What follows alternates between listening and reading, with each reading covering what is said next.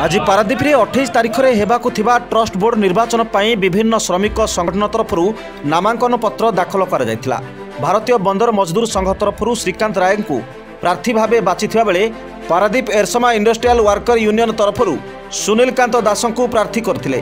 आज नामांकन दाखल दिन स्थिर होइथिबारु प्रार्थी माने निज निज संघ परिसररु एक शोभायात्रा रे बाहरी नाराबाजी करबा सह शांति श्रृंखला सह निज निज नामांकन पत्र दाखल करथिले।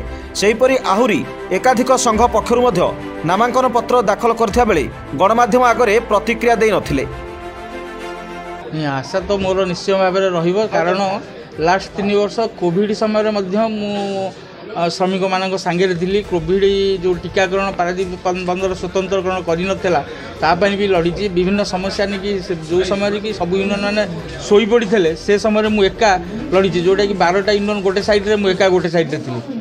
विगत दिन में विगत इलेक्शन में आम 1 नंबर ट्रस्टी भाव में निर्वाचित होइथिलु। जहाँ जहाँ आमर मैनिफेस्टो थिला आमे ताकु सब पूरण करिछु। जहाँ भी एम्प्लॉय उद्बोध करुचंती कि आमे जहाँ जहाँ प्रतिश्रुति यूनियन पूर्व थर देइथिला ताहा करिकि देखाइचंती।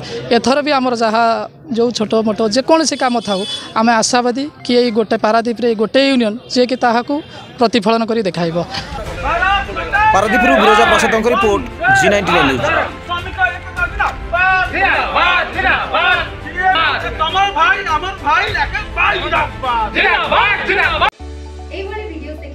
G99 न्यूज फेसबुक पेज को लाइक करिनियंतु एवं YouTube चैनल को सब्सक्राइब करी बेल आइकन को दबाइ दियंतु।